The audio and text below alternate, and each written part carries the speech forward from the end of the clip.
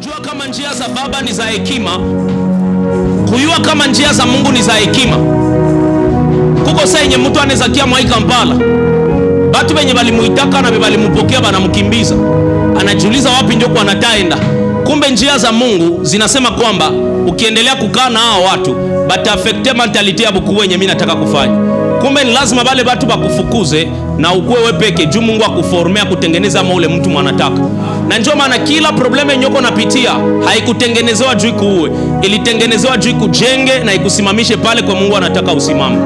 Haiko muda kucomplain, ni muda kushukuru Mungu juu ya hili nalo. Haleluya. Ni muda kushukuru kwa kila kenyoko apitia. Juma probleme Mungu aliziorchestre maisha ya mtu juu mtu akuwe mtu mwenye atakuwa mposition yenye taleta utukufu ya Mungu. Na mwangelijuaka kama nani Yusufu atatoka mprizo kukuwa ministre wa nchi. Na mwangelijuaka kama Daudi atasimama mbele ya Goliati amuue. Nani mwangelijuaka kama ule Yesu mwenye bako na uwa pale Goligota atakuwa Masihi na atakuwa wokovu wa ulimwengu mzima baada ya kufuka baada ya siku 3. Hakuna mtu mwanajua probleme uko apitia mo itakujenga mo nani senyo natoka mwa ile probleme. Na kitu kizuri ke mimi napendea Mungu, gisi anatia mtu mu probleme haiko njoo gisi mtu anatoka mwa ile probleme. Unaweza kuingia kama uko na ignorance moja, lakini senyo unatoka kama unakuwa umejua watu ni banani na watu wanaweza fanya nini na unajipositionner bien juu ya kuafronte maisha. Hapa kudunia kwenye tuko tulikia mu vita, na hii vita yenye tuko amo ni vita maturite na connaissance. Na hakuna gisi mtu anaweza sisimuka mu connaissance na maturite ya Mungu kama kuna probleme yenye ko orchestre na Mungu yepeke juu ya kutengeneza image ya ule mwanadamu mu restauration. Tuko pamoja? Tuko pamoja? Ndio maana njia za Mungu azifanye nini? Hazieleweki. Kumbe Mungu liruhusu banifukuze mu nyumba juu nipatie opportunity ya mzuri sa vile hii. Kumbe Mungu liruhusu watu banicheke juu kesho tena banipigie mikono. Naomba Mungu afanye baadui yako wote kuwa marafiki musiku kidogo sana. Naomba Mungu afanye barafiki yako kuwa ba protokole yako. Bakwenda kukamatia, haleluya. Hakuna gisi mtu mwaba anaweza kuwa na Mungu wako airport na maua. Kisha unaangalia mwenye anakupatia maua alikuwa miongoni mwa maadui walikuwa kupiganishaka. Lakini leo Mungu amekuinua, haizi pinga buku wenye Mungu amekutia kwa, haleluya. Mungu akutia kwa buku wenye bapingake yenye kila mtu akiona na abudu kwa jina la Yesu. Iko sana niko na watu wenye atuko pamoja. Mbona mko baridi nini? Mulilala njala? Mko kimya sana kwa kweli. So tunataka kusikia maneno ya Mungu kwa muda na baadaye tutafanya kazi yenye ilituleta hapa.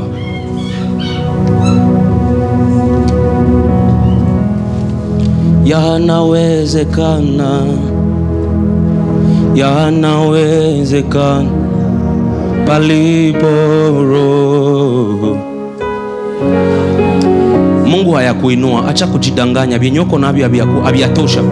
Mungu angali na glory ya kabambi kushinda yenyo nayo. Kumbe binawezekana, haleluya. Hawainuliwa kama unaweza kuwa mkapasiti ya kugusa $10 million, kwa wengine wako kugusa maemio. Kwa wengine wako na kuwa batrillionaire. Manake usitosheke. Mungu angali na vya mingi anaweza kupatia. Na njoo maana kwa kila jambo sema inawezekana, sema inawezekana. Sema inawezekana. Mbona sauti yangu inabashindi? Sema inawezekana. Sema inawezekana. Ongeza tena mamlaka msauti yako. Ongeza tena mamlaka msauti yako. Yanawezekana. Yanawezekana palipo Roho. Yanawezekana yote. Yanawezekana kenye Mungu iko nakyo. Yanawezekana palipo Roho. Yanawezekana yote. Yanawezekana Yote. Yanawezekana palipo Roho. Yanawezekana. Inawezekana fasi kwenye ulikimbizi waka na bale bali kukimbizaka njoo bakote na watu wenye utaweka na badepandre kuweye. Mimi najua kama ile mikono yako inaweza kulisha mtu mwenye alikuwa na jiplendre juu ya chakula yake. Senyo alikuwa mposition ya faiblesse, nani mwenye alikuambiaka kama hawezi? Na kama kuko mtu mwenye mchawa anaweza kuwa aliambia kama wao utenda mbali, nimekuona utenda mbali. Hakuna mtu mwenye nimeona ataenda nyuma. Kila mtu anaenda mbali. Sema nitaenda mbali. Sema nitaenda mbali. Acha nikwambie, kama utadeklare ile maneno kuikonfese na imani, kuko makamba na mashene zitavunjika kwa maisha yako. Sema nitaenda mbali. Sema nitaenda mbali. Rudilia tena na moto. Rudilia tena na moto. Kampala iko mbali. Kampala iko mbali. Kufunga na kufungula mtu kwa toka Chiriri Kavumu na kuya Kampala. Kampala iko wapi? Uko wazo uko mbali. Amena. Sasa niko naambia watu useme nitaenda mbali. Unaona sasa Kampala ndio maisha yote. Kampala ni maisha yote. Fasi kwenye watu wako waboka juu wafiki. Amena. Bwana Yesu asifiwe.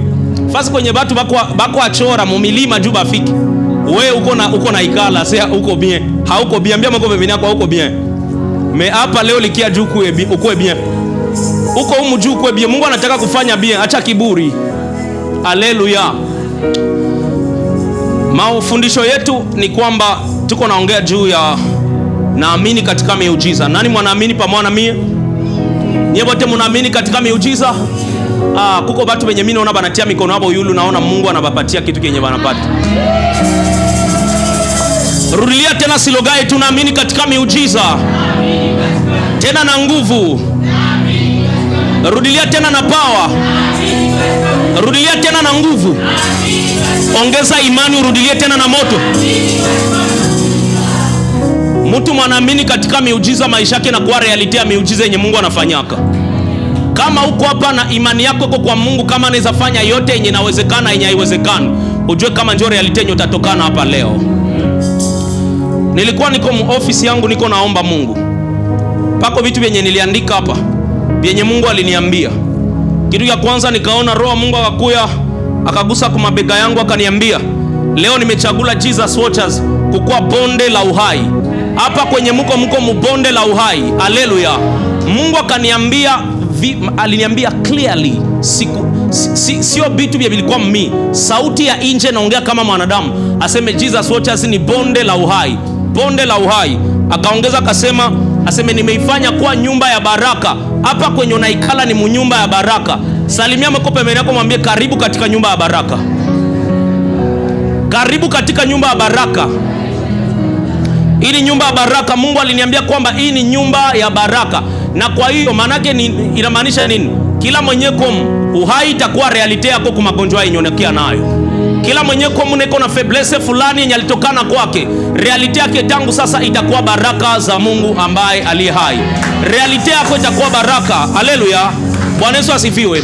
Hapa ni bonde la uhai na nyumba ya baraka. Akaongeza, nikawaza taishia pale. Nikasikia mwanaume tena kaongeza, aseme hii ni place ya transformation. Amena. Kila mtu mwenye iko na identity yenye lichu yaka nikasamuka. Leo Mungu amekia kurestore juu nafasi ya transformation. Amena. Kisha akaniambia kwamba aseme is a place of divine access. A place of divine access. Mahali kwenye relation na Mungu inakuwaka tena restore. Batu wenye walipoteza uhusiano na Mungu, ukifika hapa Mungu atarestore ile uhusiano wewe naye tena, na utasimama tena kama mtoto wake. Hii ndio nyumba ya baba kwenye mwana mpotevu akirudia atapokelewa na Mungu na batamvalisha mavazi mapya. Hakuna mtu kurudia buchafu kisa alikuya. Kila mwenye alikia buchafu Mungu atamsukula, anamvalisha mavazi mapya. Haleluya. Divine access. Sema divine access. Mahali kwa kukutana na Mungu, fasi kwenye utapata connection na umilele. Hakuna vitu vya buzito. Kila kitu kitakuwa normale kwa Mungu na kwako. Haleluya. Bwana Yesu asifiwe sana. Leo kuhusu teme yetu ya naamini katika miujiza, biendaongea yako zaidi ni hivi. Na mimi nayo kama binataka bariki mtu mwana kubadilisha maisha yake. Kisha baadaye ndaombea kila mtu kulingana na jinsi tuliongea jana mgrupe yetu na juice. Amena. Mimi nataka niongee nafasi ya neno la Mungu katika miujiza. Neno la Mungu iko na nafasi kubwa katika miujiza. Maana neno ya Mungu inazala miujiza na inazala dunia. Zamani sana na mbingu na nchi haziaumbiwa, Mungu wakati yenye aliamua kuanza projet za kuumba vitu yenye vinaweza onekana vya viwezi onekana, aliweza kazala kwanza hekima. Hekima yo peke, nilisikia hekima iko naongea mbiblia, Akasema aseme tangu kuwepo kwa kila kitu chini ya jua, mie hekima nilizaliwa mbele ya kila kitu. Hekima ni ya zamani sana kuliko dunia. Hekima ni ya zamani sana kuliko Lucifer. Hekima ni ya zamani sana kuliko malaika Gabriel na malaika Mikaeli. Hakuna malaika matakiaka jipige kifua aseme ni wa zamani katika Mungu zaidi ya hekima. Hekima njoo wa kwanza muumbaji ya Mungu. Na nilisikia hekima yeye peke kwa jishuhudia akasema, kila mwana nikatala mie hekima atakuwa amefanya agano na mauti. Ukikatala hekima manake ni kusema umeambatana na mauti rasmi na uko mdestination ya kifo. Hekima kasema aseme mimi nakuwa mtu mzuri na mwana nitafuta na nipataka. Ukinitafuta mie hekima ndakupatia favor mbele ya watu wakubwa. Kama mtu mwa anakosa kibali mbele ya watu wa maana muinchi, nijua hakuna hekima yenye imekuwa mkichwa yako na muroho yako. Njoo maana bale watu ya heshima habako na kuona serious. Siku moja tuliendaka ku job interview. Nakumbuka Kabalagala, nililipa frangangu juba nitafutie kazi. Tuko mu office bakambia kaka mwa hivi. Aseme mbona huko unaonekana serie kumuonekano lakini sio unaongea bujinga. Mwatatupa kazi njoo anaongea. Unaweza waste temekele saa. Mwana tatu patia kazi akasema aseme uko na muonekano ya hekima na mtu mweko serious lakini sio unaongea mbona uko unaongea ujinga. Nikaelewa kwamba kumbe mtu anawezaonekana appearance ya seriousness lakini sana anaongea bujinga. Siku moja ukikutana na mtu mkubwa maisha, vyenye unaongea saa zimwa vitakuonesha kama unakuwa mjinga. Pako bwana mwa hivi mwenye tunajua huku dunia yetu bakongomani. Mimi namjua sasa vile mtu wa hekima. Namjua kama vile mtu wa hekima. Lakini siku moja tulikuwa tafuta madokimazi mwa hivi government ya Uganda. Ule bwana Saloya alikuwa anatusaidia kutafuta ile madokima. Tuko naye mu office. Kisha akasema aseme mbona soko unaongea huko unaongea na hekima, sikuwe smart sasa vile huyu. Asemie sasa. Kumbe kuko mtu mwanaweza jizania kama unaona mtu mkubwa aogopake kukwambia kitu. Imagine unakutana na General Muhoozi, hakuogope. Atakwambia ile tilo yenye ulitia Messi leo. Jua unasikia niona na tilo hivi. Amena? Si niko nakwambia hakuogope. Amena?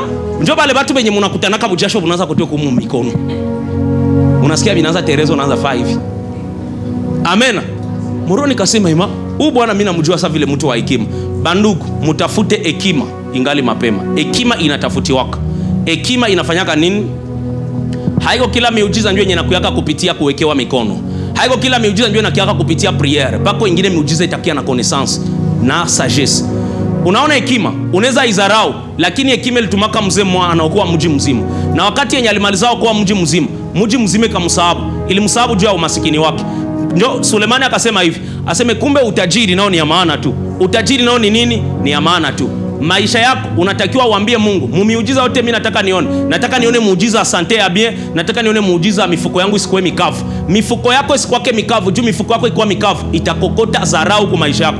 Hakuna mtu mwanaheshimika kama mikono yake kosa yote nipe. Kwa mtu mwanakumbuka siku nilimlomba uimagine mie Darusi mimi nakuwa na kulomba. Mama unaweza kuwa na mtwaro pale, tia ku mobile money yangu. Unaweza kuwa na mitwaro 2 pale, tia ku mobile money yangu. Heshima itenda nafanya nini? Itenda nafanya nini? Jo hakuna mtu mwanaheshimiaka mtu mwehana. Hakuna mtu mwanaheshimiaka mtu mwenye analombaka. Ukidependre kwa banadamu atakuonesha kama ni makosa kudependre kwa mwanadamu. Biblia inasema kwamba amtegemee mwanadamu amefanya nini? Amelaaniwa. Kwa nini Mungu anasema amelaaniwa? Ni kwa sababu mwanadamu anakuwaka na karaktere ya zambi ndani yake. Na ukitegemea mwanadamu, maki umetosha Mungu muunini, mformule ya maendeleo yako umetia mwanadamu, na mwanadamu hakuna kwa nakubeba. Kila mtu jifunze kumtegemea Mungu na ujifunze kutegemea nguvu yako. Nataka tuongee leo kuhusu miujiza yenye inapatikanaka na hekima. Miujiza yenye inapatikana na nini? Na hekima. Si mumeikala hapa siku za kutosha, miaka ngapi sasa? Si tumewaombea? Haiko miaka mingi sasa. Na acha nibambie kama maisha yetu ni brave kama maombi yopeke haitoshi. Maombi yopeke haifanye nini? Okay, wewe mtu mwenye uko na bezo franga, unachunga bakuwekea mikono. Bakuwekea mikono ndio kisha wende aplike hekima yenye uko nayo. Juu miujiza ya Mungu inafanyika kafasi yote. Mupolitike muko miujiza ya Mungu. Mufinance muko miujiza ya Mungu. Munini musante muko miujiza ya Mungu. Miujiza ya Mungu iko fasi yote. Ni lazima uende kule kwa miujiza ya Mungu kwa fanyika juu na wewe uone ile miujiza na uishi hapo. Haleluya. Bwana Yesu asifiwe. Samahali kwenye neno la Mungu, role ya neno ya Mungu maisha yako saa muujiza. Neno ya Mungu inakuwa kusimamisha ku identity yako. inakia kusisimua mapotentiel ziko moyo. Potential yenye ko moyo za kuwa mezimika. Neno la Mungu inakia tena kusimamisha tena kupozisio ya mamlaka. Na njoo maana msikuwa kimbia neno la Mungu, mpende miziki luyenge. Miziki ni ya bien sana, lakini neno la Mungu njoo yenye nakubebaka kufasi ya avantage yako. Mnanifuata? Fasi ya avantage yako ni neno la nani? Neno la Mungu uipende sana na uitafute juu mule njoo mwenye mko connaissance. Na mule njoo mwenye mko maarifa, mule njoo mwenye mko chemchem za uzima, mule njoo mwenye mko connection, mule njoo mwenye mko akili. Unajua kama nibambie, nilikuwa surprise sana kuona kama Bakristo wako nyuma ya maendeleo ya dunia. Dunia iko naendelea, Bakristo wanakopia maendeleo ya dunia. Lakini ungelikuwa ba Daudi walikuwa hai leo, ba Ibrahimu walikuwa hai leo, mitume walikuwa hai leo. Kama dunia njoo kwa kopia maendeleo yenye natoka mkanisa. Kanisa natakiwa njoo ikuwe naleta maendeleo mudunia. Hapana dunia kuleta maendeleo mudunia kisha shie tunaifuata. Kanisa napasha simama mpozisio ya influence. Pozisio ya nini? Ya influence. Mupolitike juu ba Daudi ni ba politisie benye balikuwa kana kamata mipanga banenda muvita. Amuyue vile. Daudi alikuwa mfalme, akuwa mfalme. Mfalme ni nani mwa hizi nyakati? Haiko presida. Haiko presida. Daudi alikuwa politisie. Samuel alikuwa politisie na ni nabii. Juenjo mwenye imagine mtu nabii anakamata anaombea mfalme wa nchi kupozisio ya mfalme ya nchi. Make itakuwa makosa kwenda nasoma Biblia juu ya kusapoti mediocrity yenye unaishi hapo. Biblia iko fasi ya kusapoti ujinga na kusapoti umasikini. Biblia iko fasi ya kusapoti ukosefu na iko fasi ya kusapoti uvivu. Biblia ni fasi ya kusimama, kila mtu asimame mu mamlaka ya Mungu na muimaji ya Mungu. Haleluya. Muujiza zako utaipata munjia mbalimbali. Kuko mtu malikiu mwana gonjwa, ye muujiza zake sazimua Mungu atamponya, lakini apre kumponya tumbo yake talia njala. Sifa kule. Haiko vile. Mtu mamepona hahitaji chakula. Chakula banaiuzaka na nini? Hauta mwi dunia tu kwamo. Mtuaro ilishakuwa saa bitano ya zamani 2009. Bitano ya 2009 njoo mtuaro ya mwi mwaka. Lukumi ya 2009 njoo 50,000 ya 2026. Valer manake ni kuambie matumizi. Franga ziko na kimbia. Kufumba na kufumbua MU imepotea. Na ukiangalia mzuri hakuna kwenye litia. Shetani atabapiga sana musisteme ya munyama kama mutaenda mufitire na muna franga. Sema kwa jina la Yesu. Na katala kwenda kesho na sina franga. Nataka niwaambie hivi.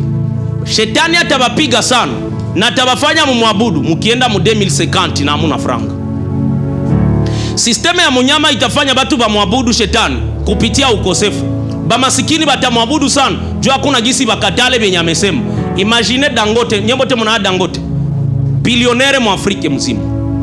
Hakuna siku yenye sisteme ya munyama inaweza kuya imuforce kufanya vitu na eje hapo. Yeye ndio bilionere mwenye tuko naye mu Afrika. Atakatala na kikatala banaogopa.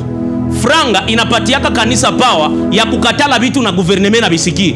Gouvernement na baoneleaka juu hakuna position zenye mko nazo. Imagine ministre wa nchi akwe mtumishi. Imagine basoda bakwe batumishi ya Mungu. Sasa yenye president asoma loi, anaikala na parlement yake anaanza soma maloi. Bale batu batasimama banasema hii loi isapoti neno la Mungu. Hatutakubaliana nayo. Na mtu moya haezi jiopose contre parlement yote. Na njoo maana nataka nibambie hivi, mnatakiwa mkuwa mwa parlementaire, miujiza yenu iko mparlema, miujiza yenu iko mkila domaine yote ya dunia. Mkila domaine yote ya dunia Mungu anataka muende hapo. Amena. Mungu anataka mfanye nini? Hatutaki tuikale hapa. Lendi tuko maombi, mardi tuko maombi, kukanisa jeudi. Nikwambie, siku yenye unaona pastor iko nakwambia mko kanisa asubuhi mpaka kesho. Wiki inaanza mnaendelea. Mwezi na ngwe naisha mnashinda kanisa. Kimbia ile kanisa itakufanya kuwa mjinga. Haleluya. Mnanifuata? Kimbia ile kanisa. Niko nawaambia kama Bakristo tuko nawaza kama tukiomba sana njoo mbingu zitafunguka. Mbingu hazifungukake vile vile. Ngoja niwaambie kwanza vitu vyenye jana niko naambia watu master class hapa kisha baadaye niingie mu. Juu Mr. ongea sana ama sitahubiri sana. Ndakuwa mfupi sana juu tuingie maombi. Nani mwenye alikia iko naandika? Kumbe wako naandika, Mungu awabariki. Mimi nataka niongee vitu vitano ama visita vyenye vitakusaidia sana kujenga maisha ya kalite yako. Vitu visita ama vitano. Na ukiacha kimoya mu process utakuwa uko nakosea. Ukiacha kimoya mu process utakuwa uko nakosea. Haleluya. Tuko pamoja. Nachunga benye bako naandika wakamate bike zao. Tuko mwekalu haiko vile. Hii si ni hekalu ya Mungu. Hekalu yenye tuko hapo inajengewa na mabrike ngapi? Mnaanza brike ngapi ndio zinasimamisha hii jengo? Brike ngapi ndio zinasimamisha hii jengo? Si ni za mingi. Eske brike moja yenye tunaweza jenga mwa nyumba? Brike moja inatosha kujenga hii nyumba? Si mabrike ni za mingi juzi jenge nyumba simama. Sasa mimi nataka kuambia materiel yenye unahitaji kujenga maisha ya influence na maisha ya miujiza kila siku. Nama anaweza chukia kila asubuhi bako namwambia congratulations tena kitu fulani kimetokea. Nama anaweza chukia ile maisha. Congratulations tena visa yako imetokea. Congratulations tena umeganye sijue vitu gani. Nama anaweza chukia maisha ya vile. Congratulations njoo kwenda kulamusha asubuhi. Kama utafuata hivi mimi nataka kuambia hapa na ubitimize. Mungu atakufanya uishi maisha ya kuwa na kuwa congratulated kila asubuhi na kila jioni. Amena. Material yenye unahitaji kukua nao juu ya kukua mtu wa maana na kuishi miujiza kila siku. Ya kwanza ni maombi. Andika ya kwanza maombi. Maombi ni instrument kwanza yenye utahitaji juu ya kujenga vitu vikubwa maisha yako. Maombi ni instrument kwanza kumtu mwanataka jenga maisha yake, kuisimamisha. Maombi ni kitu kia kwanza. Ya pili ni neno la Mungu. Neno la Mungu inagawanyika kama viwango vya mingi sana. Biblia yote haiko yako. Pako maneno yako na pako maneno yangu. Ifo ujue kama kuko vyenye Mungu aliongea na Ibrahimu, lakini sasa alifikana na Musa bakaongea vitu tofauti. Pako agano ya Nuhu na pako agano ya Ibrahimu. Mamoko kwenye niko? Pako agano ya Ibrahimu, pako agano ya Yakobo, pako agano ya Daudi na pako agano jipya yenye Yesu yeye pekee ndio damu yenye nakamilisha ile agano. Neno la Mungu inakuwaka kubwa sana.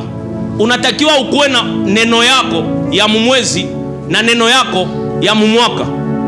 Ni makosa sana Mkristo kuingia mwaka na hana neno yake ya ufunuo.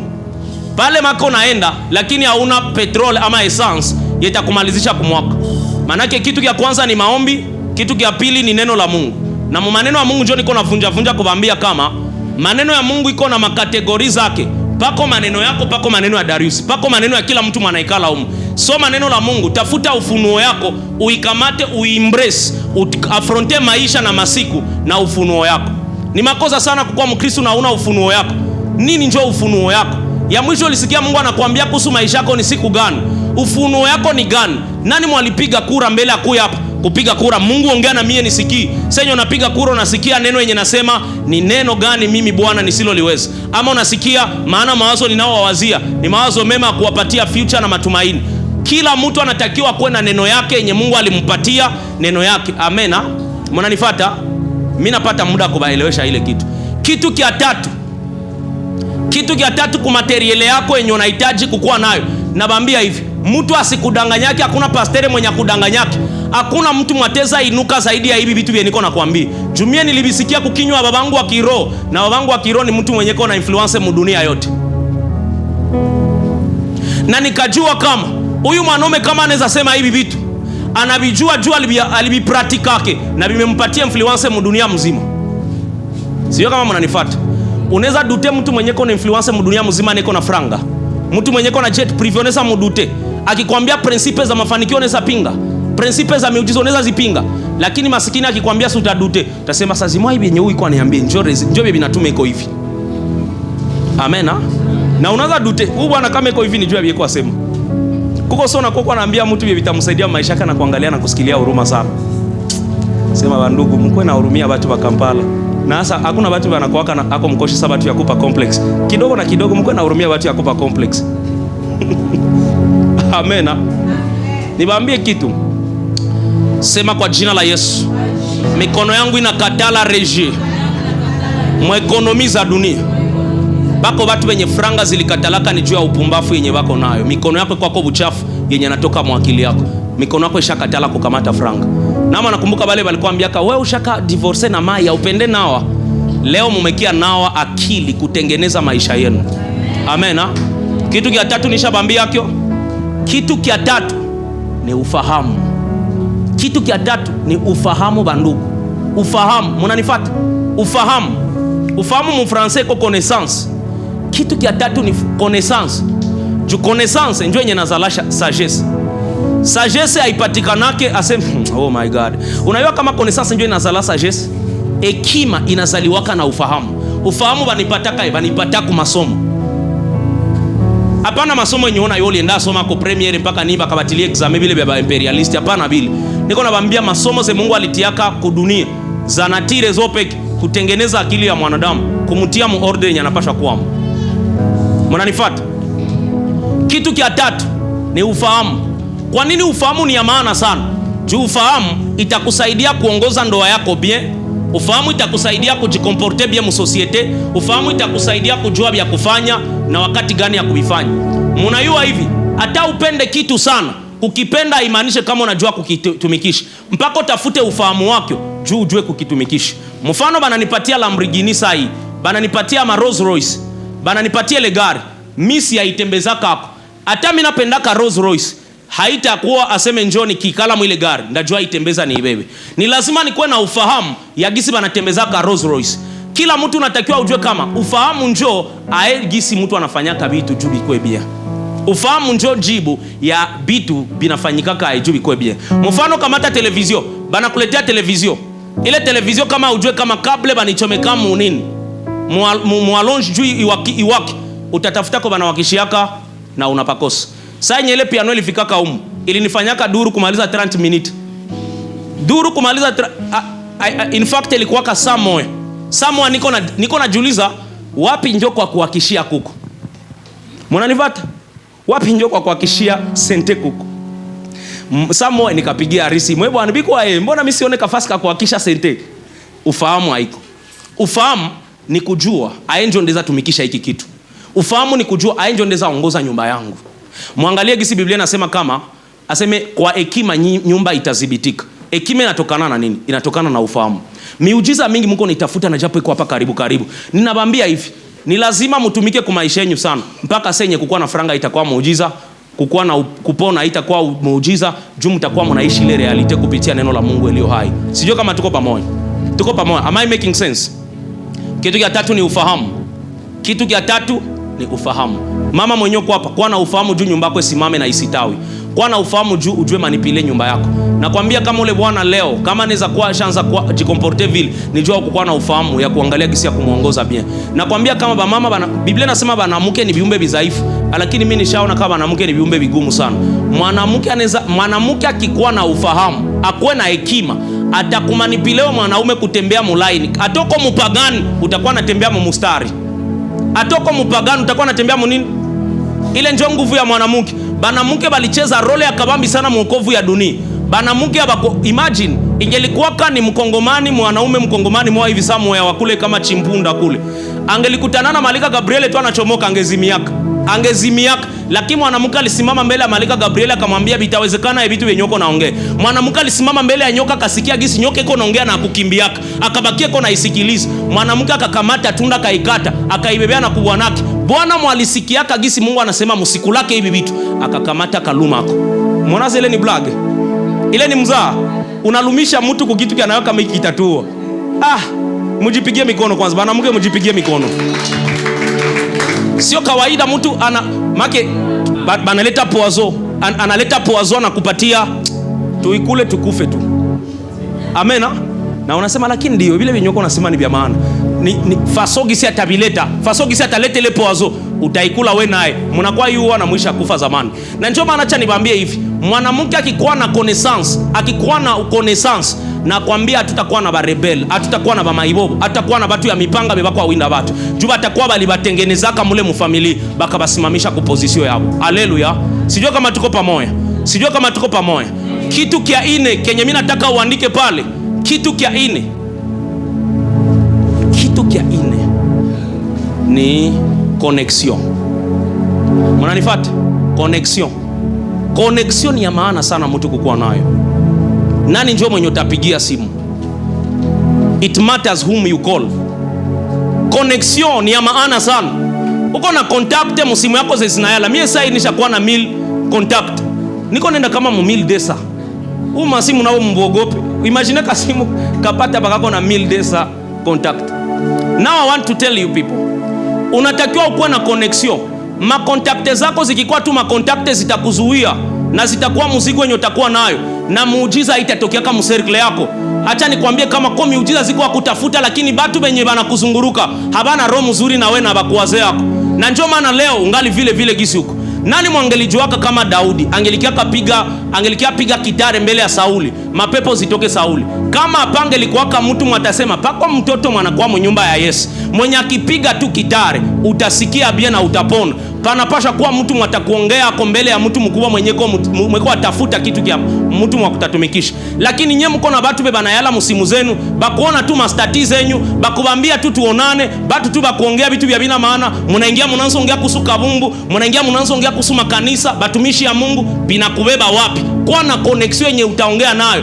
Bwana, ulienda Dubai mwaka gani? Ulianzaka na mimi ndeza anzai. Acha nikupatie kapitale, wewe pekee ujianzie. Pako bwana mwa hivi mwenye tulienda mtown mimi na mamangu mzazi. Tukasimama mbele ya dukake, anauzisha maveste mtown.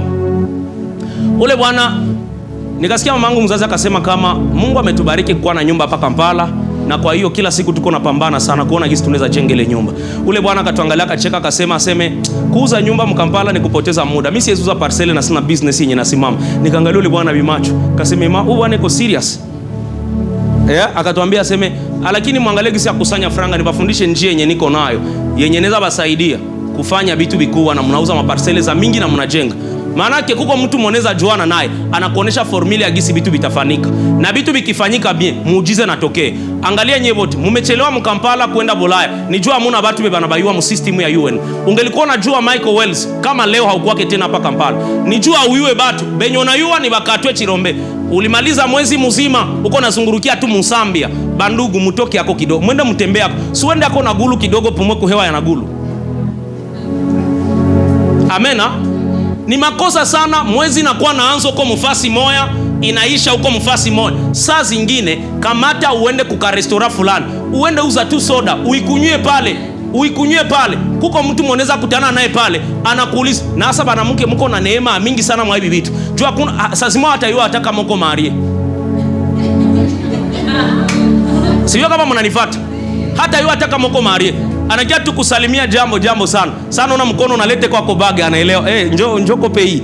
Lakini kwanza mlifanya nini? Nakwambia kama hautapishana na watu wakubwa mwile quartier yenye unakuwa kwa pishana makuku na mabata na mangombe. Hii quartier yetu hayo sasa. Unakuwa unashuka hivi unaona ngombe zinachomoka kule kwanza. Unasema mama sasa yenye zilichomoka mara kwanza na siaiwa hii mwingine. Nikasema zile za Kongo zinapasula na mapoa. Hizi hazitanigusa hizi. Nikajikwense quelque part, watu wakaniangalia wakasema hauyaelewa wapi hapa kwenye huko. Ngombe za huko ziko sawa sawa na nini? Ziko sawa sawa na kuku za na kuku za Kongo zikweza mzaha. Kuku ya Kongo inaweza kuongola macho. Vitu ya Kongo si haiwajua ni vinakuwa makali. Amena. Vitu ya Kongo vinakuwa makali. Na pima Kongo kiikula. Mama probleme sana. Haleluya. So ni vile unatakiwa ukuwe na connection. Contact zote zenye uko nazo, kama hamuna contact hata 5 za maana, achana na zile contact. Anza jenga ma contact. Anza jenga ma connection. Tosha vitu mcontact, ubitie njoo ma connection. Uko unajua kama hii ni connection yangu. Juu nakwambia pako miujiza zoko atafuta. Zinahitaji upigie mtu fulani. Ule mtu fulani na apigie mtu fulani. Na ule mtu fulani akupigie simu. Na kupigia simu muujiza natokee. Nibaulize hivi. Kama Mungu anakubariki $1,000 na uyo ilikuwa atokea, hautashuhudia kama Mungu alitenda muujiza?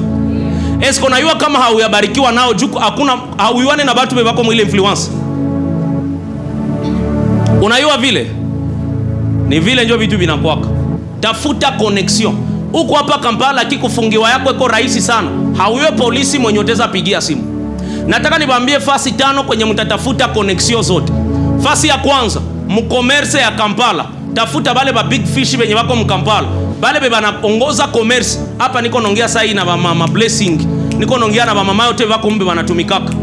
Mwende mtafuta na hata unaikala hapa. Mwende ba jeune yote bebako hapa. Tafuta batu benye banaongoza commerce ya Kampala. Bale beba nenda kafanya marenyo. Mungu abariki mke wangu kwanza. Mupigie mikono. Mupigie mke wangu mikono sana. Juu siku moja iko na renyo mwa hivi yenye ba mama balikusanyaka ba businessman woman bote ba Kampala. Balikuwa na ile renyo ilikuwa summit yenye ilikuwa napitikanaka kule Luzira. Sasa akaniambia kama mimi nataka unipatie franga fulani na fulani, niangalie gisi ya kufika pale mara moja. Nikajuza huyu mtu anataka enda kule anataka aende apumue hewa moja na watu wenye wako na controle mabilioni za mashilingi. Watu wenye babilionere mashilingi. Ukikuwa nabo pembeni yabo na njoo kwenye exchange ya manambe itakuwa. ulienda murenyo ya bale ba mama siku gana bale ba papa, haukumbuki. Utapata manamba zabo hai ni kupitia kukua nenda marenyo zabo summit zabo. Unajua wapi kwa konsere kwa Kampala, lakini hujua wapi kwenye marenyo za ba businessman ziko. Uende tafuta fasi kwenye ba businessman wako na mu marenyo zabo ndio taingia, unakutana nabo, unapata kunamba zabo. Fasi ya pili kwenye mimi nakutuma uende tafuta connection. Connection ingine utaitafuta ndio mu politiki ya nchi. Mu politiki ya nchi ndio mwenye mko na arme. Polisi unapasha kuwa na bakuwa ba polisi benye unajuana nabo, unapasha kuwa na basoda benye unajuana nabo, penye ni barafiki, penye unaweza pigia simu bakikufunga juu ya kutembea usiku na banapiga simu bana intimidate. Nakumbuka tushakenda fasi tukapigiaka General Muhozi, batu wakaanza tetemeka. Nikasema huwa nani politicien mtu mwanafaa hivi. Mtu mwe tulikuwa na ikumbe kona namba ule general, akampigia simu na katia ku loudspeaker. Ulishaka bebea polisi nimero. Telefona kamate aongee sasa anaanza tetemeka. Sema influence haitajengewaka na haitajengewa na kuikala hapa. Kuko batu benye banaishi maisha yao ni kutafuta mboga na bugali na kulipa nyumba. Basi hakuna vingine vya banawazaka. Nataka uwaze tena zaidi ya pale. Uwaza tena zaidi ya wapi? Uwaza tena zaidi ya pale. Maisha haiwezi tembea vile. Tuko nenda mufitire yenye munyame kwa ataka tawala finance ya dunia yote. Wewe uko naishi kutafuta mboga na bugali. Tafuta makonexio, tafuta makonaissance. Nakumbuka niliposte kusimu yangu. Mimi na poste nimero ya babangu wa kiro, Aposta Rome Usai. Batu bakaogopa. Bakajuza nilipata namba ule bwana. Esko nako mimi nalaka. Unapi kwa mimi natembeleaka. Ni vile ndio bitu binapasha kuwa. Bandugu mujitafute mwa Kampala. Utokake hapa mwa Kampala lakini kukwe batu banakujua. Haleluya. Niliona president wetu anafika Mkampala. Fasoni alikuwa anasalimiana na president hapo. Nikaelewa. Nyebote mnakumbuka Jean-Pierre Bemba. Alifikaka haiko nyinyi mnasemambo alikuwa hapa Kampala. Aenjo alikia Kampala na kangua na jiconnect na watu bakubwa mwinchi. Nawaambia kama ujitafute. Umasikini tafanya nini? Na itakutafuta hakika. Biblia inasema mtu mwanafunga mikono amefanya agano na umasikini. Haleluya. Fasi ya tatu kwenye utaenda kutafuta connection. Ni fasi ya 4. Fasi ya 4 kwenye utenda tafuta. Ni fasi ya 5. Kwenye utenda tafuta connection. Ningali ku connection kwanza. Ku connection ndio niko nakwambia mafasi zenye utenda tafuta ama connection. Ujikaze mu maisha yako ya inchi yote kotakwaka. Kwa natafuta connection mubale batu. Mubile bitu, mubale batu. Amena. Fasi ya 5 kwenye utenda tafuta connection ni musante. Munanifata? Unaelewa? Amone kama mko apoteza watu banakufa, banabatosha mare. Kaka mwa hivi anenda jipimisha malaria hulago. Akakwa rudia nasikia haene. Kumbe walimuiba remoya. Sio kama munanifata? Unenda pimisha malaria banakupata kwa malaria ndio banitunza. Meso narudia kunyumba nasikia après siku 2 huko bien. Kwenda kwa hospitali banasema uko na retu moya. Unajuzi nyingine lienda wapi? Baliiba mara moja. Tafuta batu benye unayuana nabo benye ni ba daktari. Benye baneza ilifo kwanza kila jamii kuwe na daktari wayo. Muko na ba daktari mbalimbali. Leo umekuwa ku daktari fulani, leo umekuwa ku huyu, bata kupiga shindano ya mubaya. Haleluya. Shindano za mubaya ziko zinaweza kuvimbisha. Unaanza una mkono tu iko avimba polepole, kumbe ni shindano njoo kwa inenepesha vile. Kwa makini sana. Ukuwa na batu benye unayuana nabo mu finance, munani mu sante ni kitu kia maana sana. Haleluya. Wa mwisho juu ni ba mingi sana benye ndeza kuambia. Mimi nataka utafute batu benye unajuana nabo mu finance ya inchi yenyo kwamu. Mule ndio mwenye mko mabanke, mule ndio mwenye mko batu benye bako na beba na contrôler franga ya Kampala. Angalia kila president wa Afrika. Kila president wa Afrika alijikazaka kuwe na connection mu Bank Mondial. Na ndio maana ma loans zinatokaka mu Bank Mondial zinakia finance ma inchi za Afrika. Wewe unaishi Kampala, hakuna mtu wa banke mwenye unayuana naye. Mnayua kama madeni ndio zenye ziko nafaa batajiri wanakuwa batajiri. Madeni ndio ziko watuma watu wanakuwa batajiri. Nani mwenye anaweza kupatia deni ya emio? Deshe letu haumuyue. Nijua hauna rafiki mbale watu. Sawa, ile nimeongea lakini kwa mwisho basi nibaambie hii neno ya hii nani. Tunarudia kwa ile. Tulishia kuya 3 yenye nasema kwamba ni nini? Ni connection. Connection. Ni ya 4 yenye nasema connection. Ya 4 ni connection. Ya 5 tuikamate mara moja.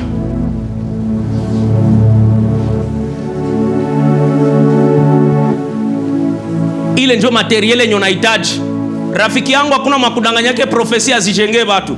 Banaweza kutabiria na unabakia ule ule kama hauna hivi vitu vya vitasaidia profesi kutimilika. Ule mwanamke mwenye Elia alikutanaka na alimwambia koko na nini mnyumbako? Akamwambia kona chupa ya nini? Ya mafuta na bunga kidogo, batakula bakufe. Kitu kidogo kenyoko nakyo nyumba ya nafsi yako, ile mwili kitakusaidia sana kufikia vitu vikubwa. Kwa navyo usikue tu mtu mwenye uko mikono mitupu. Sema kwa jina la Yesu, sitakuwa mikono mitupu. Kichwa wangu haitakuwa kichwa yenye nakauka. Nataka Mungu akutia kwa mafuta yenye takupatizi ma resources zote zetu kwaongea. Yes. Manake kitu kia tano kenye unatakiwa uongeze. Kitu kia tano kenye unatakiwa uongeze. Kuwa na stati ya bien. Profili yako ijenge. Identite sasa ndio tunaanza ongea nayo hapa. Mnayua? Identite ya mtu ni kitu kia maana sana. Batu ngapi bako na mapaseporo humu? Tia mikono yako yulu. Uko na passport, tia mkono yako. So Mungu awabariki kwanza bako na mapassport. Haleluya. Batu ngapi bako na bank account humu? Uko na dolari na mashele. Jua haiko mzuri kukuwa na dolari tu na ukose na mashele. Na mashele unapaswa kuwa nayo. Niwaambie jua, mimi nawaambia hivi. Hapa batu bako na hivi vitu. Ke banashinda batu bana navyo. Ni bashajipanga zamani juu ya miujiza yao. Sasa yenye Mungu anatafuta bapatia $1,000,000. Mwa ile makonte yao tu najua tafani. Kuko franga yenye batie ku mobile money. Umeishi na mobile money miaka ngapi? Haleluya. Mobile money ni tili yako. Mimi nakumbuka bwana mwa hivi saa marriage yangu balikuwa anatafuta nitilia Kenz Miyoko line. Ikakuwa haiwezekana. Bakakuwa zikatakata vipande vipande. Juba zinitumii. Na ile franga juba lituma vipande vipande. Ikatafutaka ikanichanganya kichwa. Bakaniambia hivi, tuko mugari, tuko naenda, tuko narudia kwangu. Bare wangu iko natembeza, njoo mweko kuvole kwa tembeza. Kisha mwalikuwa pembeni yangu pala akasema, aseme pandisha ile dirisha ya gari. Mie nikafungula njoo mulango na gari iko kimbi. Kisha pale mareno wangu akaninyanganya simu, akakuwa nayo. Juu simu ilikuwa nalia ma message sayot. Pako miujiza na baraka zingine za franga utapataka jua au ya jiposition yake kupata ile fasi. Kwa na bank account ile njoo yenye na deal na profile yako. Kwa na bank account, kwa na passport, kwa na driving license. Najua mtu mmoja fasi fulani mwenye balipata opportunity ya kwenda Londres baende imba, lakini juu wote abakuwa na mapassport bakabakiaka mwinchi. Mwenye alitakaba beba akasemaka basi muzitafute gisi tutarudi yaka. Mu vile gisi aliendaka bikaishiaka pale. Juu mwanadamu anabadilisha akili yake. Kuwa tayari saa yote wakati yoyote. Mwache kuzilia watu vya mzuri. Kuwa na passport, kuwa na bank account. Jikaze kuwa na driving license na ujikaze ukuwe na yellow book. Sijui kama mnanifuata. Mnatakiwa mueneze hivi vitu vyote juu pale njoo kwa miujiza Mungu zinafanya nini? Zinatokeaka. Hamuone kama vinakuwa simple. Imagine mtu mwenye na hivi vitu vyote vile tunatokea. Anayua ongea na bafalme, juu mtu mwenye na maarifa anayua ongea. Akutana na president ongea nini? Unaweza uliza huyu baba hapa. Nilimkuta mu biro yake siku moja. Nikamwambia aimprime barua yenye niliandikia president hapa. Roho Mtakatifu alinilamushaka. Uende andika barua juu ya president. Nikaandika ile barua. Nikasema nini? Nakushukuru sana. Nikasema vyote vyenye Roho Mungu iko ananiambia. Nikaandika barua ya kidogo sana yenye naongea vya mingi sana. Sikukuwa najua Mungu iko nataka nifanyia nini juu ya kuandika ile barua. Mwanaume akaitwala akaiandika akaitosha mu projet ya Kabambi. Tukaandika lu projet ile liko ku pepa mbili. Zilikuwa pepa mbili. Tukaandika ku ile makaratasi. Tukaweka tu bikaishia pale.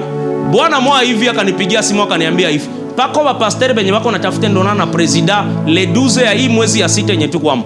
Lakini na wewe nimepana namba yako bakutie ku liste ya Kachiko. Na maana Kachiko inamaanisha nini? Banaita nini? Kachiko. So na wewe nimekutia mwako wa pastor ba Kachiko hii division yetu kwa mosi jwali itaka nisi kumbuke tena. Na ndio kisi balinitia mu groupe ya ba pastor besiwe besi ya kutanaka nabo bakuwa mwa Kampala na mie niko ku liste ya bakwenda enda ona president. Haleluya. Le 12 president anabaambia hivi. Hatutonana tena juu ya Ebola. Bakaitia kwa mwezi ya 8. Mimi nilikuwa nimeandaa barua yangu ya Mungu alifaka nini? Aliniambia kukuwa tayari ni amani. Jenga profile yako.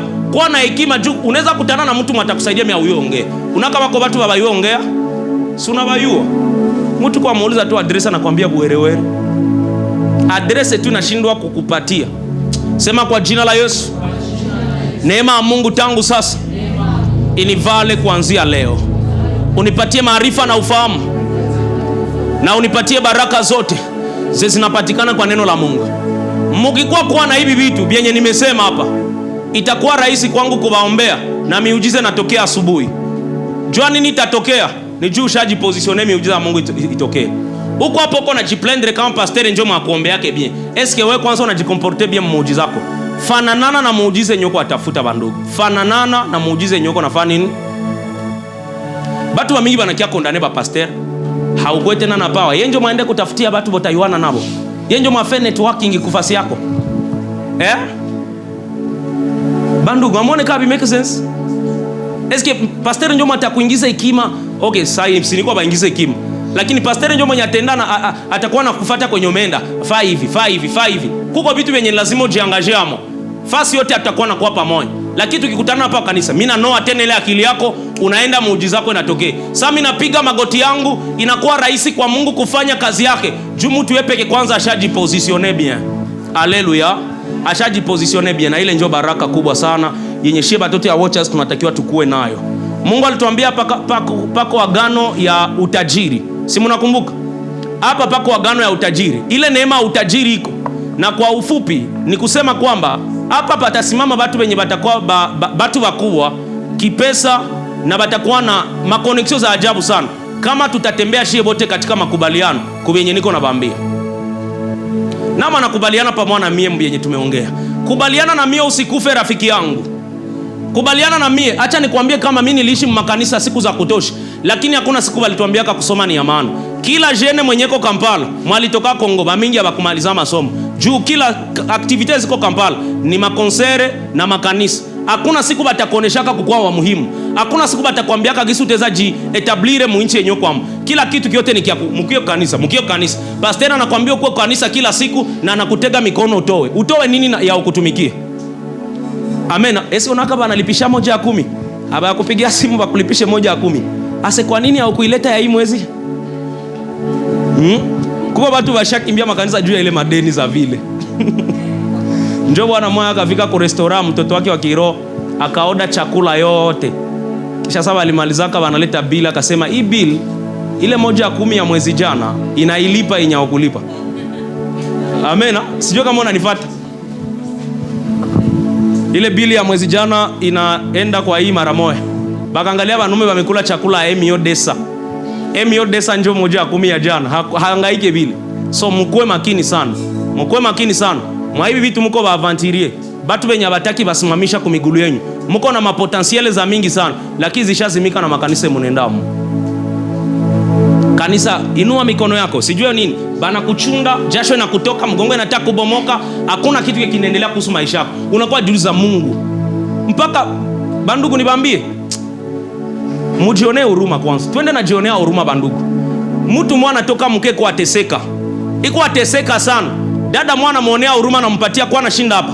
Anamwambia aseme kama yeye kwenye alifikiaka tu ni mkanisa, na kanisa ndio yenye namuweka. Hakuna kwa anayua tofauti ya kumulima na kukanisa.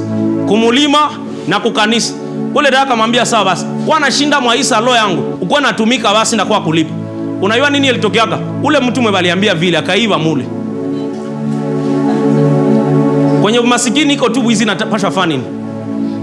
Umasikini kikuwa mkichwa wa mtu, bwizi na fani. Umasikini yeniko naongea iko umasikini ya mifuko, ni umasikini ya umu. Mtu anaweza kuwa na kitu unaona kia watu na hata kiiba. Jua nini? Ni tajiri mkichwa yake. Haleluya. Sema kwa jina la Yesu, nipe utajiri katika akili yangu. Mtu hautakuwaka tofauti na vyenye unajionamo. Unawazaka nini? Nini ndio yenye unawazaka? Pia yenye unawazaka ndio resulta ya maisha yako tuko naona. Tusimame tuombe.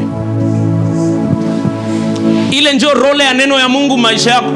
Role ya neno ya Mungu haiko kukuiba, kukusimamisha kwa vitu vyenye havina maana.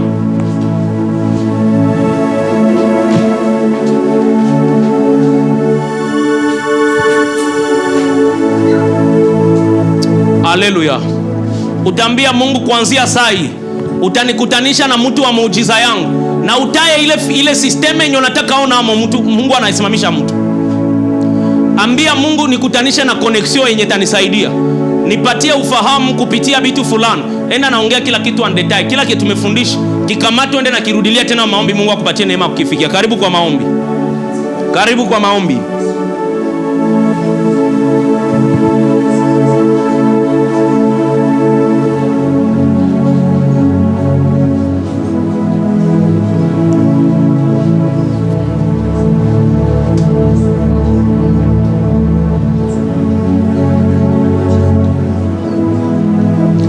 Kama sio wewe ningekuwa wapi mimi?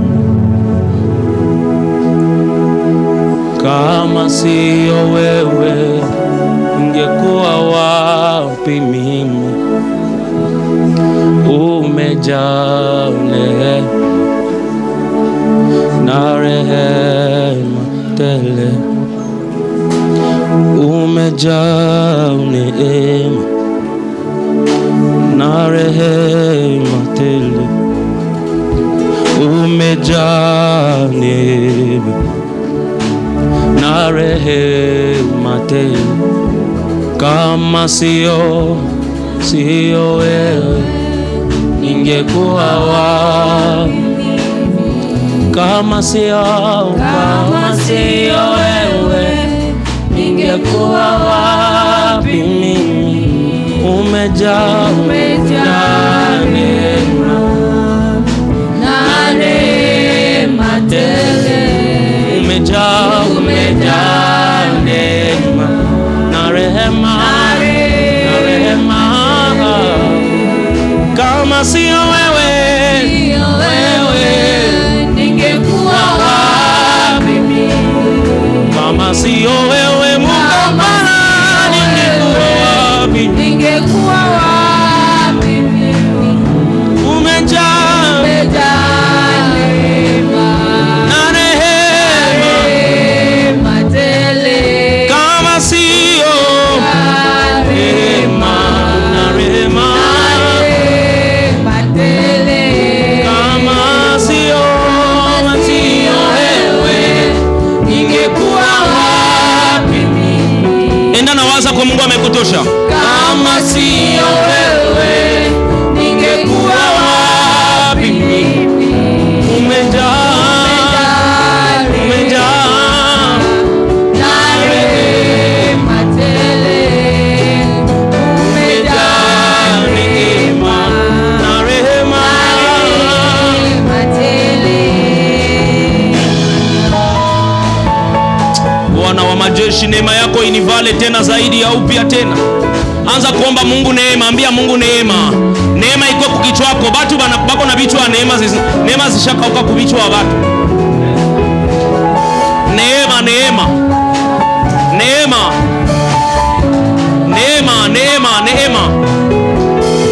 Ambia Bwana neema. Ambia, omba juu ya neema. Ili maombi ya neema.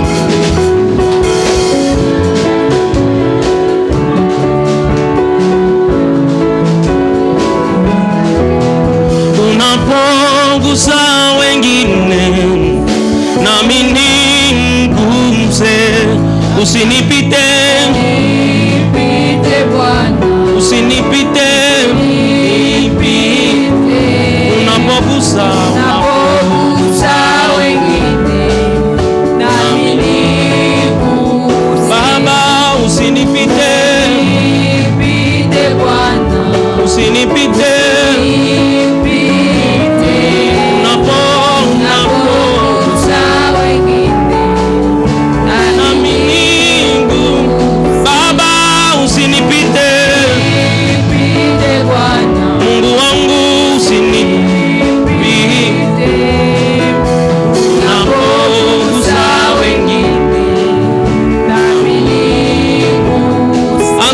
Mungu gusa area. Uambie Mungu, leo tunamalizia mafungo yetu, lakini tunaomba uguse hiki na hiki kabla lendia ya kuya.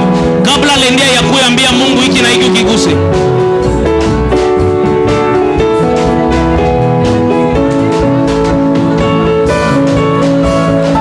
Ambia Mungu vyenye unataka kuona na gusa. Vile vyenye unataka kuona na gusa. Vile vyenye unataka kuona na gusa.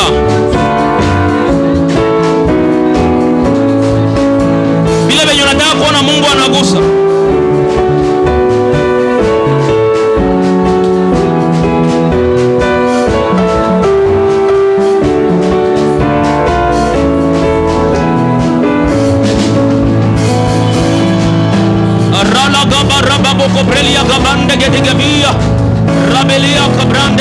gebrelia barababoria.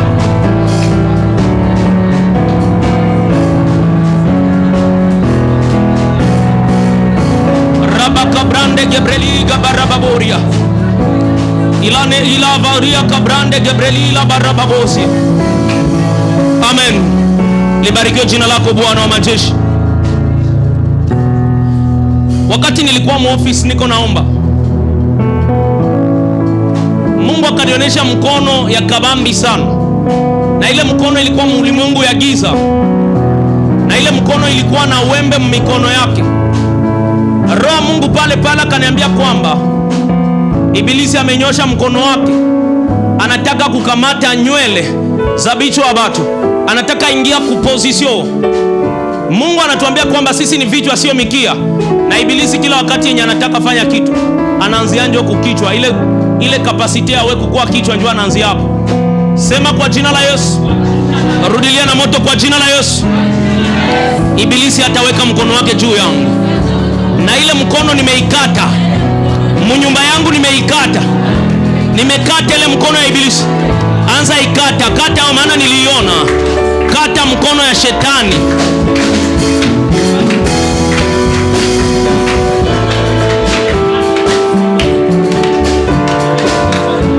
Kata mkono ya Ibilisi.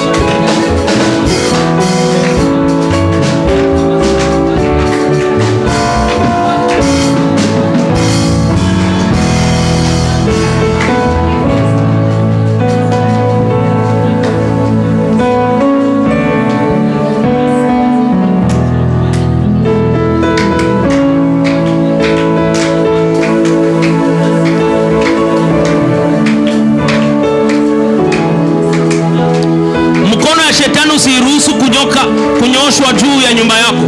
Ambia Mungu, ile mkono nimeiharibisha. Mkono ya shetani iliyonyoshwa juu ya nyumba yangu nimeikata, nimeiongola, nimeiharibisha. Musiku yangu tunaombea wiki mzima na mwezi na miezi zinabakia. Tunaambia shetani atoshe mikono yake musiku zetu.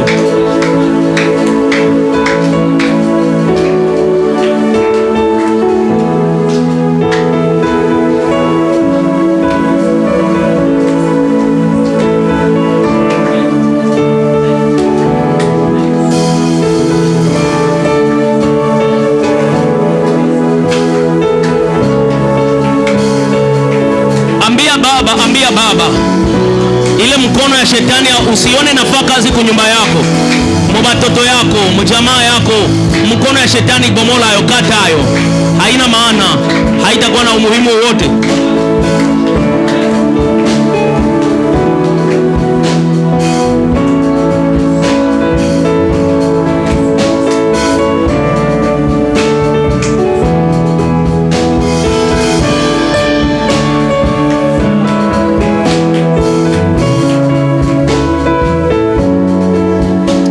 Asante Bwana wa majeshi. Amen. Kila mtu akamate mafuta yake mikono yake. Kamata hayo.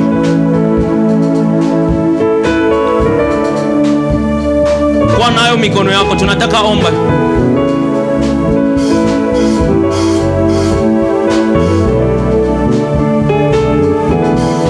Ni mwabudu nani mimi kama sio wewe? Ni mwabudu nani mimi kama sio wewe? Hakuna mwingine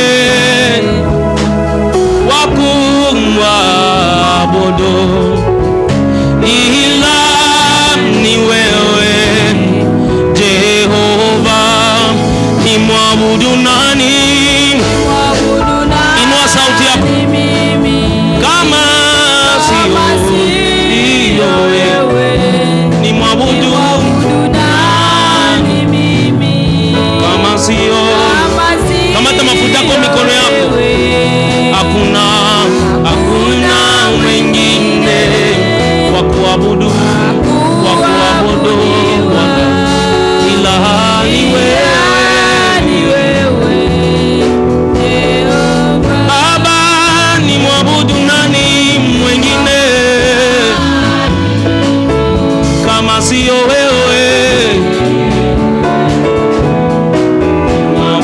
nani, kama sio hakuna wengine wa kuabudiwa ila ni wewe, ila ni wewe. Naomba batu kumi bakia hapa mbele na chupa zao za mafuta. Just come in front. Batu 10 tu bakia hapa mbele.